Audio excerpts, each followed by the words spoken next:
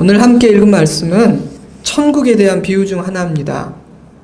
그 사실을 보다 선명하게 부각시키기 위해 표준 세번역 성경은 14절을 이렇게 번역했죠.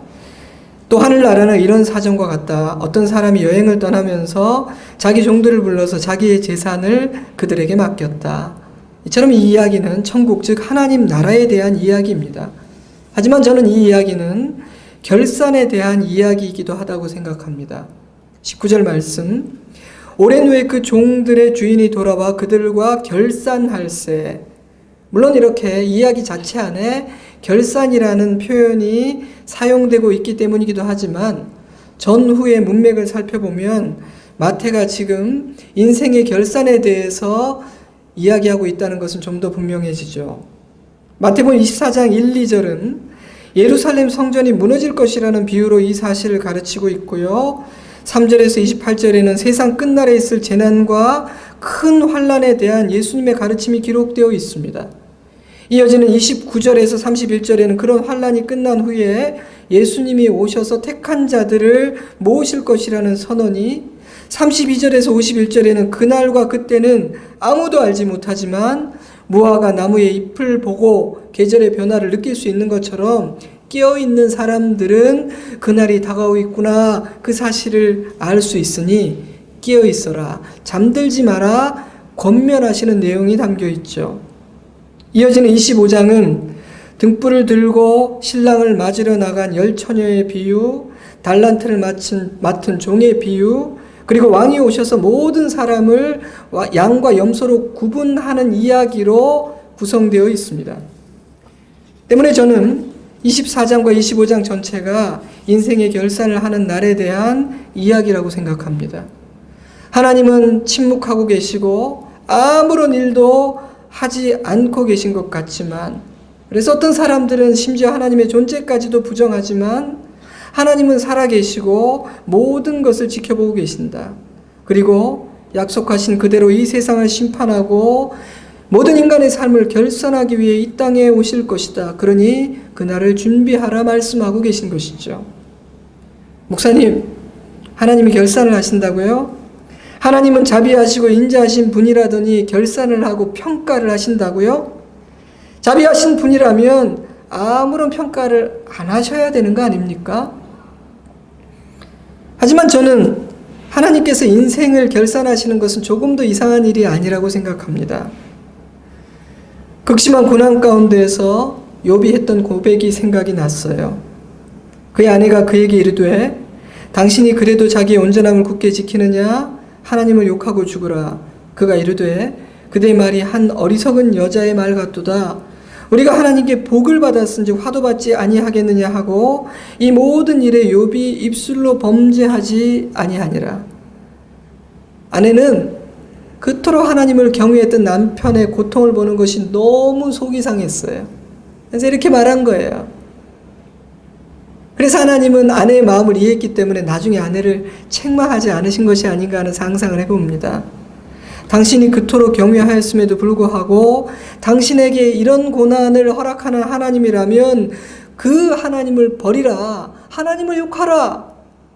하지만 욥은 우리가 하나님께 복을 받았은즉 화도 받지 아니하겠느냐라고 대답합니다. 여기서 화란 복에 반대되는 개념이라고 이해하면 됩니다. 그러니 욥은 하나님께서 허락하신 일이라면 그것이 좋은 일이든 나쁜 일이든 달게 받는 것이 마땅하다. 하나님에게는 그럴 권리가 있다. 이렇게 말하고 있는 것이죠. 저는 정말 욥은 대단한 사람이라고 생각합니다. 욥을 고발하는 사단 앞에서 하나님께서 자신감을 가질만 했던 사람이구나 하는 생각이 들었어요. 말씀을 읽어보면 그동안 욥은 큰 시련을 겪지 않았던 것 같습니다. 욥기 1장 9절을 볼까요? 사탄이 여호와께 대답하여 이르되 욥이 어찌 까닭 없이 하나님을 경외하리이까? 주께서 그와 그의 집과 그의 모든 소유물을 울타리로 두르심 때문이 아니니까? 주께서 그의 손으로 하는 바를 복되게 하사 그의 소유물이 땅에 넘치게 하셨음이니이다. 그는 사단이 이렇게 고발할 정도로 특별한 은혜를 입은 사람이었죠. 때문에 욥은 만약 당신과 내가 그동안 하나님의 크신 은혜를 입는 것을 당연히 여겨왔다면 나에게 일어난 이 고통스러운 일도 기꺼이 감당하는 것이 옳지 않겠는가? 생각해보라. 우리는 그동안 너무 큰 은혜를 입지 않았어요. 이렇게 말하고 있는 겁니다. 대단한 사람이에요. 물론 요건 아직 자신이 당하고 있는 이 고난의 성격과 이유를 온전히 알지 못했습니다. 그리고 그의 말과 생각이 100% 옳은 것도 아니죠. 그의 고난은 하나님의 징계가 아니었고 하나님께서 욥에게 막 엄청 화가 나 계신 것이 아니었으니까요. 하지만 그의 고백에는 귀를 기울일 만한 지혜가 담겨 있습니다. 만약 우리가 하나님으로부터 은혜와 복을 받는 것을 당연히 여기고 그것을 기대한다면 우리의 죄와 어리석음에 대해 혼이 나는 것이나 하나님께서 우리의 인생을 결산하시는 것도 당연한 일이 아닐까요? 우리에게 복을 주시고 자비를 베푸시는 하나님에게는 우리의 죄와 어리석음에 대해 판단하시고 우리의 삶을 결산하실 권리도 갖고 계시지 않을까요? 우리에게는 하나님을 향해 당신이 가지고 있는 이런 권리는 행사하셔도 좋지만 이런 권리는 내 마음에 들지 않으니까 절대로 그 권리는 행사하시면 안 됩니다 라고 말할 자격이 없습니다. 창조주이시며 통치자이신 하나님에게는 복을 주시고 자비를 베푸실 권리일 뿐 아니라 이 세상을 심판하고 인간의 삶을 결산하실 권리도 있기 때문이죠. 세상에 있지만 보더라도 그렇지 않습니까? 학생들은 매 학기마다 기말고사를 통해 자신의 한 학기 학업을 결산합니다. 졸업고사나 졸업 논문을 통해 평가를 받은 후 졸업할 자격을 얻게 됩니다. 식당도 가게도 매일 결산을 하고 모든 기업들도 결산을 하죠. 이 세상에서 결산이란 너무나 자연스럽고 또 중요한 절차이기에 부담스럽고 힘이 들다 해도 아무도 그것을 이상하게 여기지 않습니다. 결산이 있다는 사실을 받아들이고 그 결산을 잘 치를 준비를 하죠. 여러 번 말씀드려서 공개된 사실입니다만은 저는 방위병이라는 신분으로 병역의 의무를 마쳤습니다. 그 이름도 거창한 특전사, 특수전 사령부에서 근무를 했는데 정말 다양한 일을 했어요. 그 당시 특전사는 거여동이라는 곳에 위치했습니다. 심지어는요, 현역병이 맡아서 하던 그 회계 일을 방위병인 제가 맡아서 하기도 했어요. 월말이 다가오면 장교들과 현역병들의 월급과 수당을 정리하고 결산을 해야 되는데 워낙 그 공수부대고 좀 특수한 부대라 이런저런 수당들이 많아서 굉장히 복잡했던 기억이 납니다. 10원 한 장까지 결산이 딱 맞아 떨어지지 않으면 퇴근을 할 수가 없었어요. 여러분, 방위병에게 제일 무서운 형벌이 뭔지 아세요? 너 오늘 퇴근 못해. 이게 제일 무서운 거거든요. 아무리 맞춰봐도 20원이 안 맞는 거예요. 에이, 얼마 되지도 않는데 그냥 내가 그냥 20원을 채우지 뭐. 이게 안 됩니다. 이론 단위까지 정확히 숫자가 맞아야 해요. 그래서 결산하는 날이 다가오면 제가 긴장을 했던 기억이 납니다. 마치고 나면 굉장히 후련하고요. 그 일을 매달 반복을 했습니다. 이처럼 이 세상에서 결산을 하고 평가를 받는 것은 너무나 자연스럽고 상식적인 일이죠. 저는 하나님께서 그러한 세상의 이치들을 통해 너희 인생도 결산을 하게 되는 날이 있다라는 사실을 가르치고 있다는 생각이 들어요. 세상에서도 크고 작은 모든 일들에 대해 평가를 받고 결산을 하는데 한 사람의 인생에 대해 결산과 평가가 없다는 것이 말이 되느냐는 것입니다. 오히려 없다는 것이 훨씬 비상식적이라는 말이죠. 만약 그렇다면 우리는 막 살아도 되지 않겠습니까? 선을 추구해야 될 이유도, 고난을 견디고 믿음을 지켜야 할 이유도, 인생의 목적과 의미를 추구해야 될 아무런 이유와 동기가 없기 때문입니다. 세상은 엉망이 되겠죠. 그러나 예수님은 하나님은 결산을 하실 것이며 그날은 가까이 다가오고 있다고 말씀하셨습니다. 이 세상에서는 인생의 결산이 온전하고 공정하게 이루어지지 않기 때문에 이 세상에서는 자기가 가진 힘과 여러 가지 권력으로 법망들을 교묘하게 피해갈 수도 있기 때문에 내가 와서 결산을 할 것이라고 말씀하십니다. 그러니 깨어 있어야 한다. 어떤 시련이 있다 할지라도 믿음을 지켜야 하고 참된 길을 걸어가야 한다고 말씀하십니다.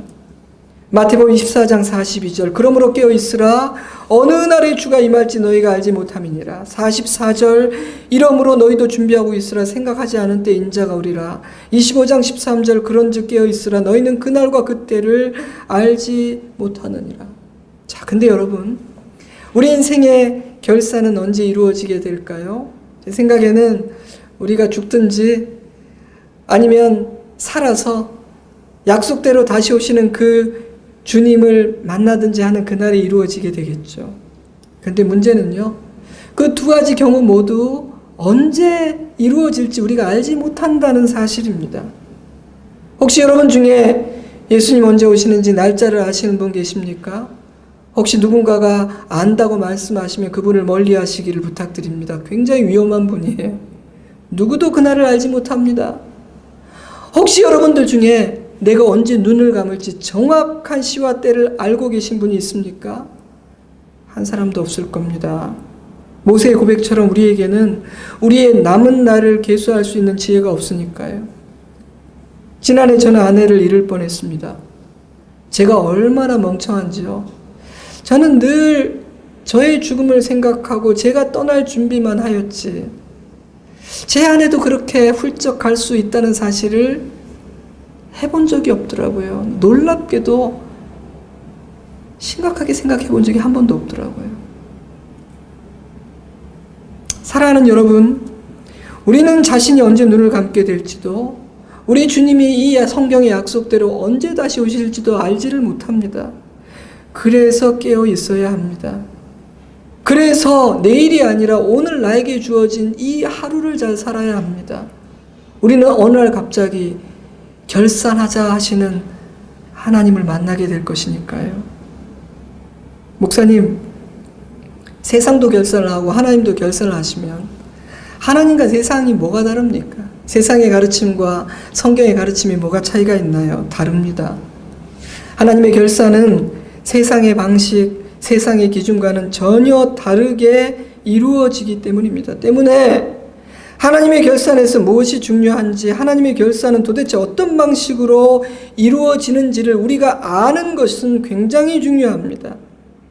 그래야만 후회가 남지 않는 삶을 살 수 있기 때문이다. 그래야만 정말 열심히 살았음에도 불구하고 그날 내가 잘못 살았구나, 내가 왜 그렇게 살았을까, 헛수고했네 라고 땅을 치지 않을 수 있기 때문입니다.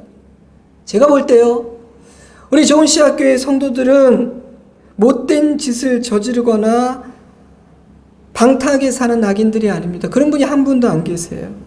그러나 하나님의 결산을 제대로 이해하지 못하면 우리의 인생을 허비할 수는 있습니다. 잘못된 목표를 설정할 수 있고요. 쉽게 낙심하고 인생을 포기하고 그러지 말아야 되는 상황에서 너무 웃기도 하고 울면서 살아갈 수도 있습니다. 사랑하는 성도 여러분, 우리 모두는 인생의 결산을 하게 될 겁니다. 그날에 하나님의 칭찬받을 수 있기를 바랍니다. 상상해 보세요. 만약 하나님께서 우리에게 안타깝다, 너는 왜 그렇게 살았니? 그렇게 살 수밖에 없었니? 라고 말씀하신다면 우리는 어떤 심정일까요? 그 말씀을 듣고 하나님 앞에서 내 지나온 삶을 돌아보니 나 스스로조차도 그래, 왜 나는 이렇게 살았을까? 왜 나는 그렇게 살았을까라고 생각이 된다면 얼마나 마음이 아프겠습니까?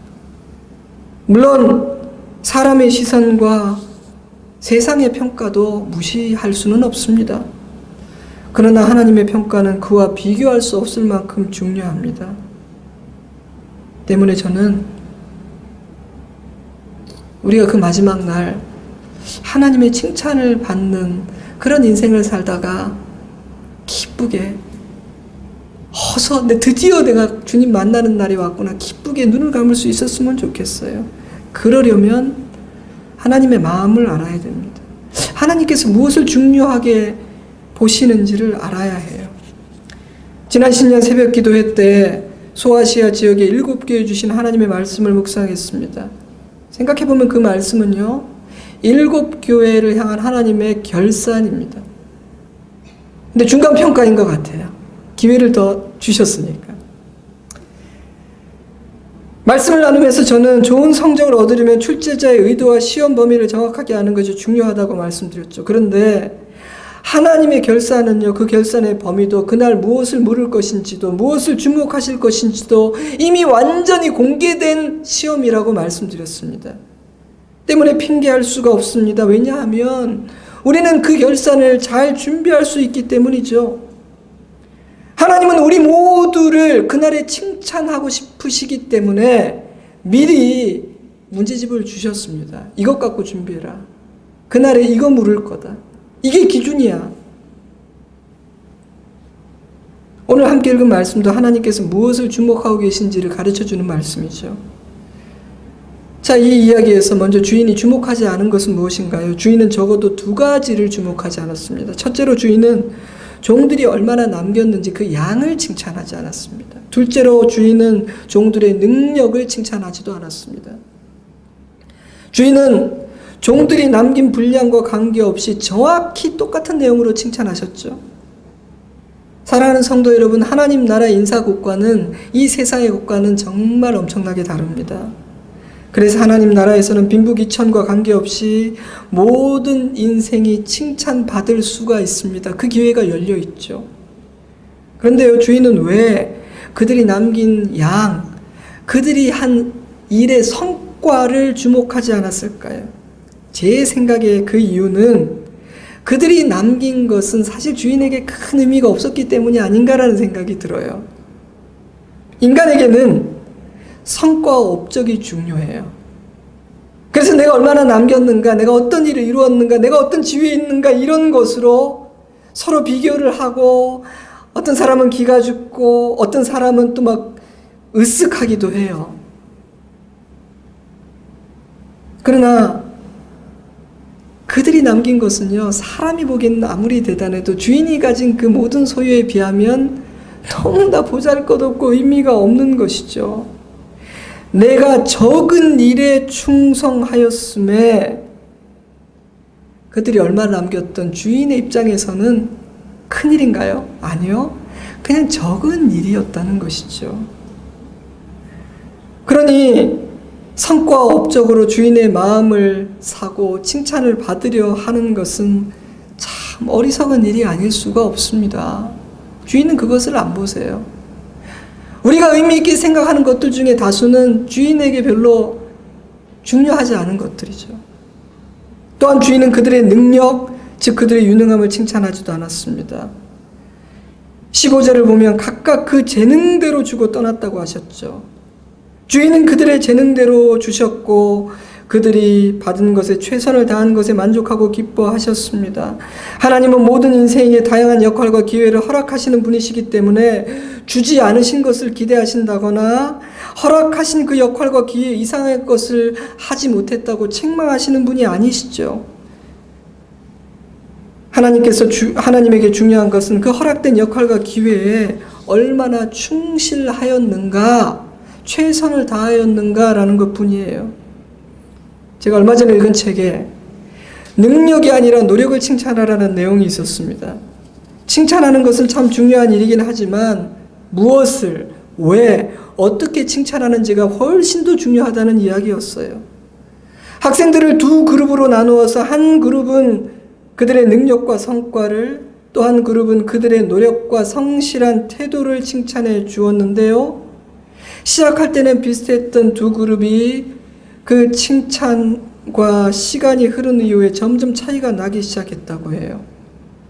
능력과 성과를 칭찬받은 아이들은 실패와 좌절 앞에서 쉽게 무너졌고 심지어 계속해서 인정을 받기 위해서 자신의 성적을 조작하고 부모와 교사에게 거짓말을 하는 현상들이 일어나기 시작했습니다.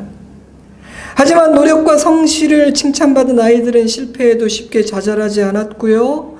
오히려 새로운 문제 앞에 도전하고 성장하는 모습을 보이기 시작했습니다. 이러한 연구 결과를 토대로 저자는 잘못된 칭찬은 정말 위험하다는 결론을 내립니다. 그러면서 잘못된 인정과 칭찬을 받으며 자란 사람들은 평균보다 훨씬 높은 능력과 성취를 경험했음에도 불구하고 사람들의 말에 너무 쉽게 휘둘리고 상처를 받아 우울증에 빠지게 되고 심지어는 극단적인 자살이라는 선택까지도 하게 된다라는 사례를 제시하고 있어요. 하버드, 콜롬비아, 스탠퍼드 교수를 역임한 학자의 결론이니 많은 사람들이 귀를 쫑긋하고 듣는 것 같습니다만 제가 쭉 읽어보니까 이것은 성경이 이미 오래전부터 가르쳐온 바와 같아요. 그리고 하나님이 우리를 칭찬하시는 태도입니다. 성경에 답이 있다는 것이죠. 주인이 주목하지 않은 두 가지를 살펴보았는데요. 그렇다면 주인은 무엇을 칭찬하셨습니까? 첫째로 주인은 그들이 주인의 마음을 알았다는 사실을 칭찬했습니다. 또 어떤 사람이 타국에 갈 때 그 종들을 불러 자기 소유를 맡김과 같으니 각각 그 재능대로 한 사람에게는 금 5달란트를, 한 사람에게는 2달란트를, 한 사람에게는 1달란트를 주고 떠났더니 주인은 왜 자기 소유를 종들에게 맡겼을까요? 그것도 재능대로요. 받은 것 가지고 뭐 한번 해보라는 거 아니겠어요? 근데 주인은 언제까지 얼마를 남겨라 이런 실적에 대한 목표를 주지 않았습니다. 여러분 세상에서는 뭐 세일즈하고 이럴 때 월초 되면 막 그래프 그리고 막 그러잖아요. 얼마를 해와라. 왜 당신은 못했냐? 그러나 주인이 보고 싶었던 것은 성과와 실적이 아니었습니다. 그래서 책망받은 조에게 말씀하시죠. 내가 성과를 원했다면 차라리 고리대금업자에게 이 돈을 맡기지 왜 너희들에게 주었겠느냐. 근데 세 사람의 반응이 달랐어요. 16절 5달란트 받은 자는 바로 가서 그것으로 장사하여 또 5달란트를 남기고 2달란트 받은 자도 그같이 하여 또 2달란트를 남겼을 때 1달란트 받은 자는 가서 땅을 파고 주인의 돈을 감추어 두었더니 두 사람은 장사를 했죠. 바로 가서 주저하지 않았다는 겁니다. 왜요? 주인의 뜻을 이해했기 때문이죠. 그러나 한 종은 주인의 돈을 땅에 묻어두었습니다. 그는 주인의 책망을 받게 되는데요. 그 이유는 이익을 남기지 않았기 때문이 아니라 주인의 마음과 뜻을 조금도 이해하지 못하기 때문이었습니다. 26절 그 주인이 대답하여 이르되 악하고 게으른 종아 나는 심지 않은 데서 거두고 해치지 않은 데서 모으는 줄로 내가 알았느냐. 너는 나와 함께 지내면서도 어쩌면 그렇게 나를 모르니. 결국 이 말 아니겠어요? 사랑하는 여러분, 우리는 우리의 하나님이 어떤 분인지 제대로 바르게 정확히 알고 있습니까? 제 경험으로 보면요, 이건 우리 신앙의 연조하고는 관계가 없더라고요.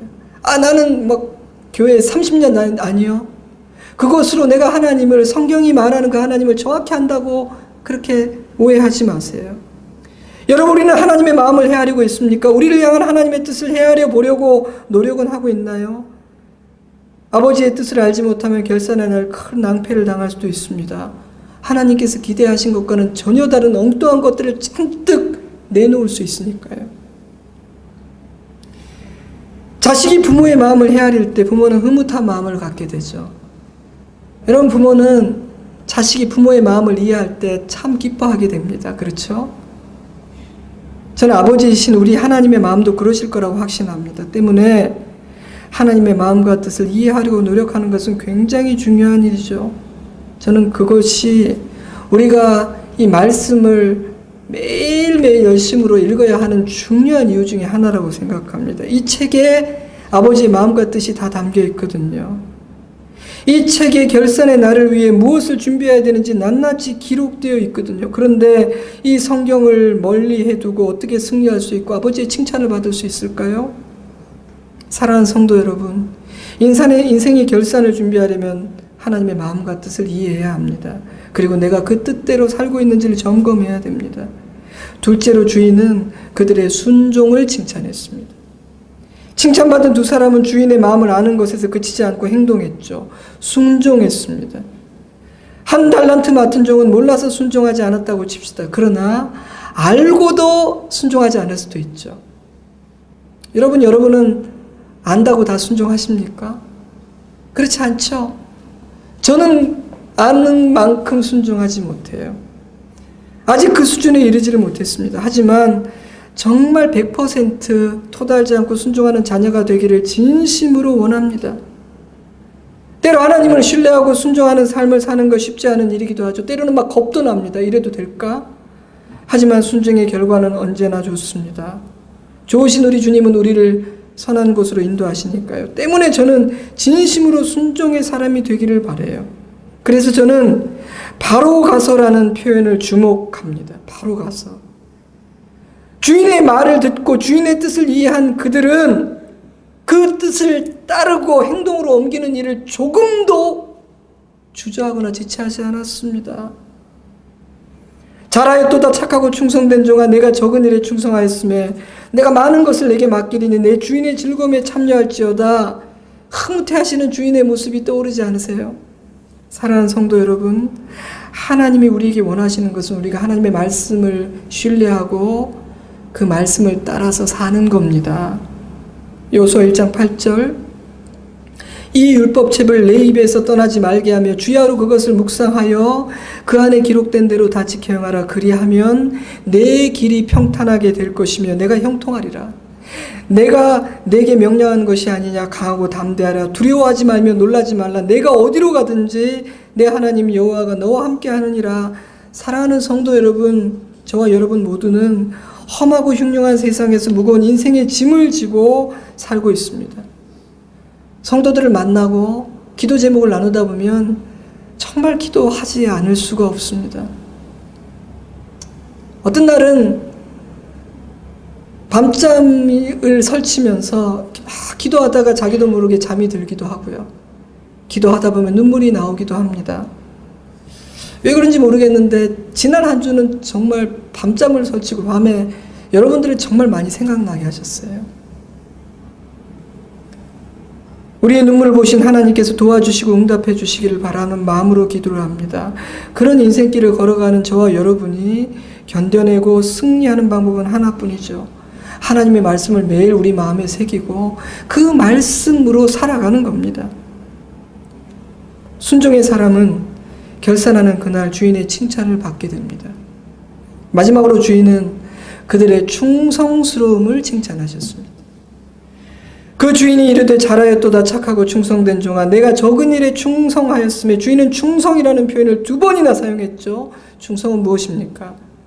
우리는 먼저 책망받은 종에게 뭐라고 말씀하셨는지 다시 한번 봐야 될 것 같아요. 26절, 그 주인이 대답하여 이르되 악하고 게으른 종아.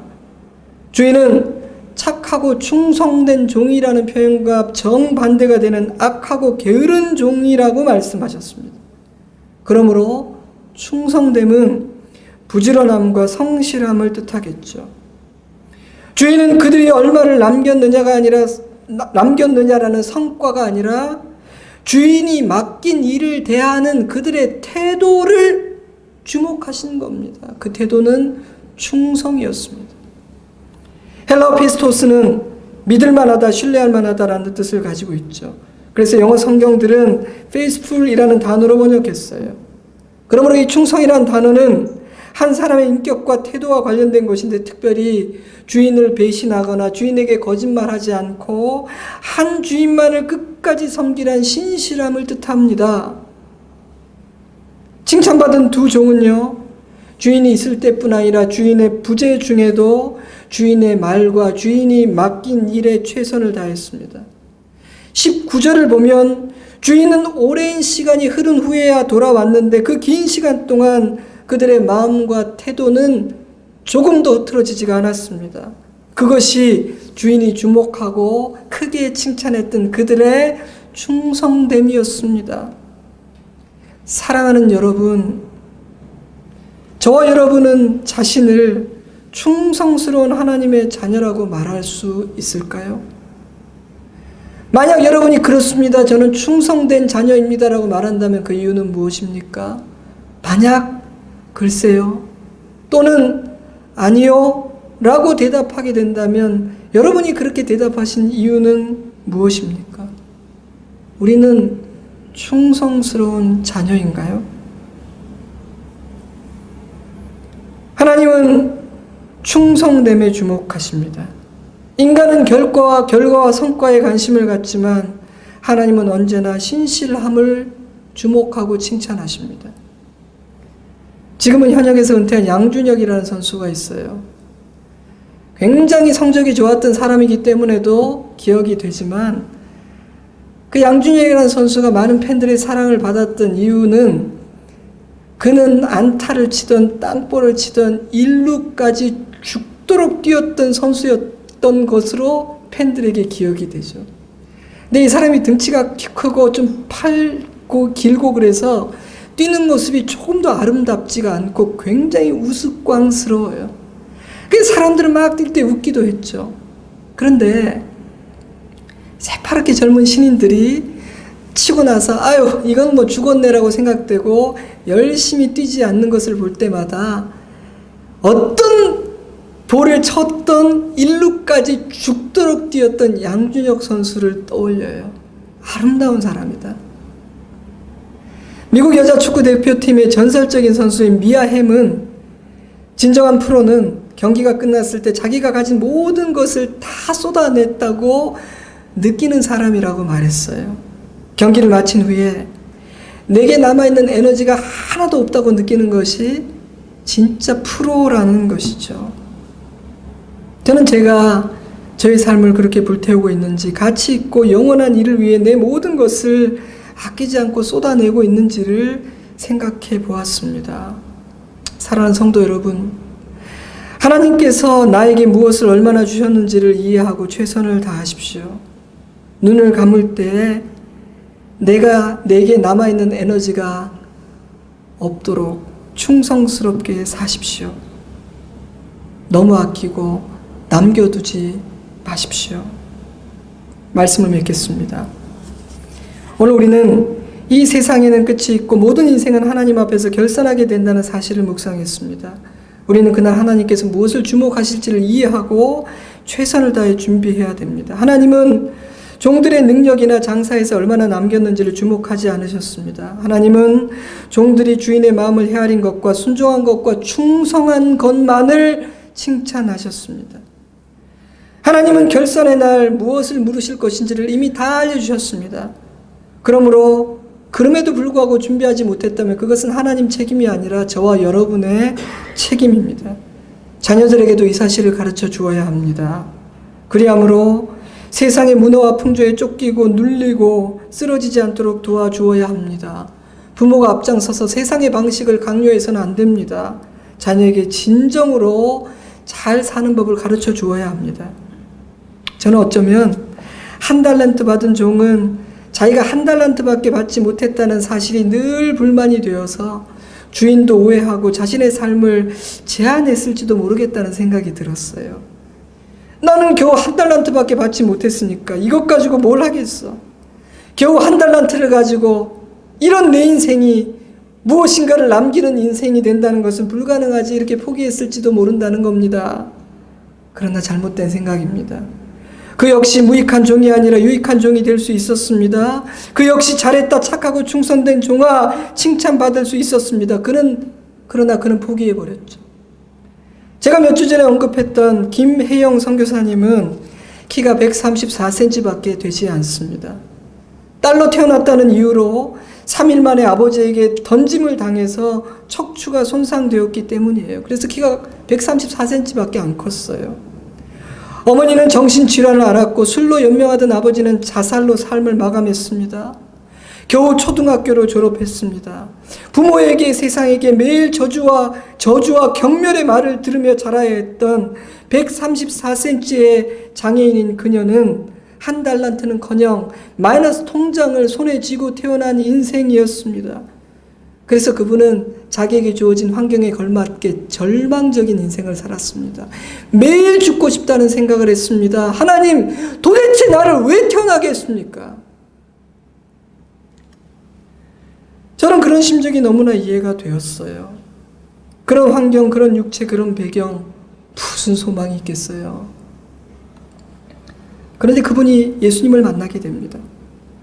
그 시작은 굉장히 단순했어요. 세상과 사람들은 자신을 무시하고 구박했는데 누군가 찾아와서 예수라는 분이 그런 나를 있는 모습 그대로 사랑해 주신다고 말해준 겁니다. 그 말을 무시했죠.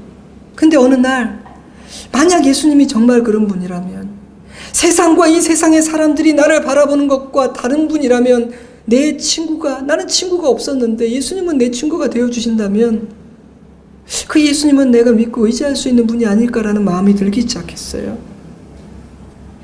그리고 어쩌면 나도 쓸모있는 인생을 살 수 있을지도 모르겠다는 싹이 트기 시작합니다. 선교사님의 마음은 치유됩니다. 삶의 이유들을 발견하게 됩니다. 기술교육원에서 편물 기술을 배우게 되고 아프리카에 사는 많은 사람들을 위해서 남은 평생을 드리게 되죠. 그분은 자신의 작은 키는 아프리카 사람들의 친구가 되기 위해 하나님께서 세팅해 놓으신 은혜의 선물이라고 고백합니다. 저는 우리 주님께서 이 선교사님을 불러 잘했다, 착하고 충성된 종아 칭찬하실 거라고 생각합니다. 그리고 그분의 삶 앞에서 저는 너무너무 부끄럽습니다. 사랑하는 성도 여러분, 만약 이분이 소망에 대해서 말하고 있다면 그 누가 감히 절망한다고 말할 수 있겠습니까? 만약 이분이 하나님께 칭찬을 받고 무엇인가를 남기는 인생을 살 수 있었다면 그 누가 내게는 주어진 달란트가 너무 적어서 나는 남길 수 없다고 말할 수 있겠습니까? 잘하였도다 착하고 충성된 종아, 내가 적은 일에 충성하였음에 내가 많은 것을 내게 맡기리니 내 주인의 즐거움에 참여할지어다. 막 의욕이 너무 넘치는 분들은 그래 너무 좋다, 내가 적은 일에 충성하면 많은 것을 맡기신다고. 저는 그런 분들을 존경합니다. 저는 뭐 더 많은 일을 맡고 싶진 않아요. 그냥 적은 일에 충성하고 싶어요. 제가 주목하는 것은 네가 적은 일에 충성했으니까 더 많은 일을 주마. 네가 낮은 직급에서 최선 다했으니까 이렇게 총리가 되게 하면 이게 아니에요. 제가 주목하고 좋은 말씀은요, 네가 충성했으니 주인의 즐거움에 참여하게 되겠구나라는 이 말씀이 나는 너무 좋아요. 이 땅에 나그네 인생길은 험하고 좁은 길입니다. 그래서 만만치 않은 순간도 많고 포기하고 싶은 순간도 많죠. 그러나 하나님을 신뢰하며 끝까지 충성한 사람들은요, 주인의 잔치에 참여하게 됩니다. 천국은요, 우리가 지금은 다 알지 못하는 놀라운 하나님의 기쁨이 있는 곳입니다. 사랑하는 성도 여러분, 우리 모두가 잘 견뎌냈구나, 정말 잘 살았구나, 충성스러웠구나 칭찬받는 사람 되기를 바랍니다. 우리가 떠날 때 우리가 살았던 그 자리에 가치 있는 무엇인가가 남아있기를 바랍니다. 늦지 않았습니다. 우리는 그렇게 살 수 있습니다. 같이 기도하겠습니다. 잠시 기도하겠습니다.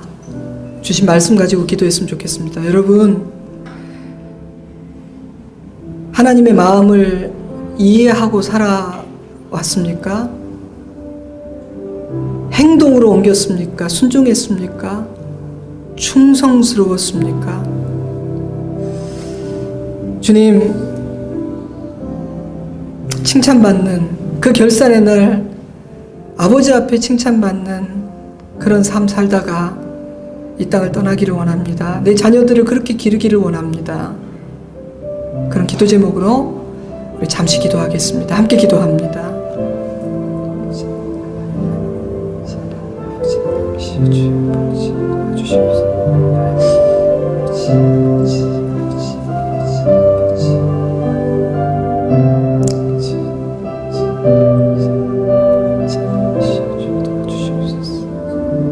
좋으신 하나님, 감사합니다. 아는 것과 모르는 것은 굉장히 다릅니다. 물론 안다고 다 그렇게 살아가는 것은 아니지만 그래도 아는 것과 모르는 것은 굉장히 다릅니다.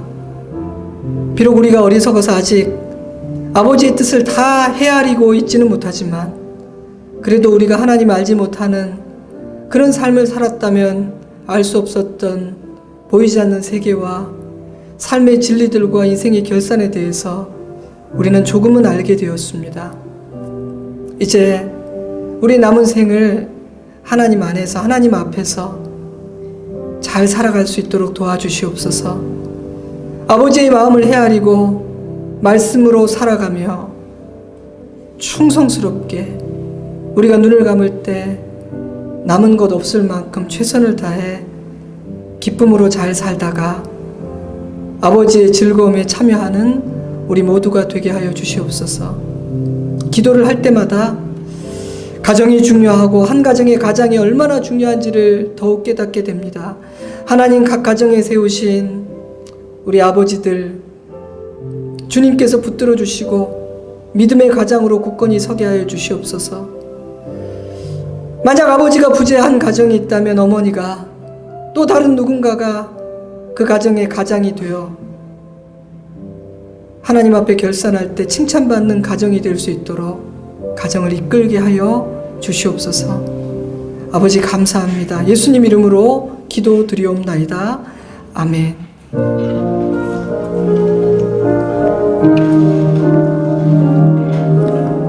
값비싼 향유를 주께 드린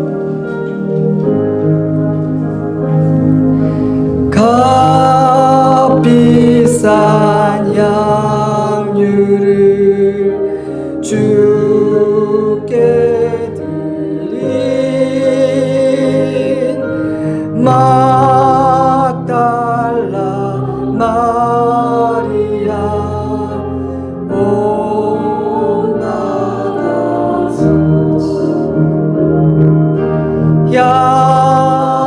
향기로운 산재물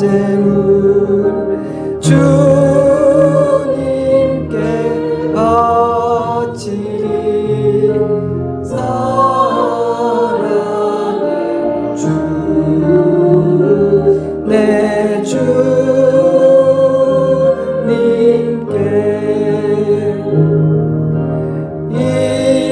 인생의 왕문이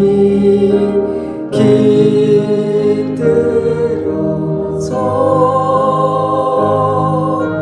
이 땅의 수고가 끝날 때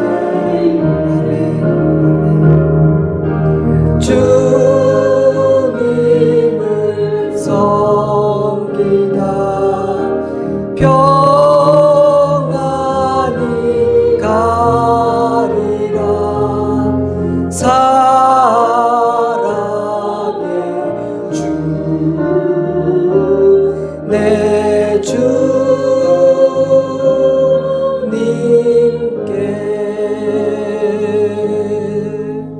주님께. 지금은 우리 구주 예수 그리스도의 은혜와 하나님 우리 아버지의 크고 깊은 사랑하심과 성령 하나님의 은혜와 능력의 역사하심이 잘했다 착하고 충성된 종아 아버지의 칭찬을 받으며 아버지의 즐거움에 참여하기를 소망하는 사랑하는 주의 자녀들과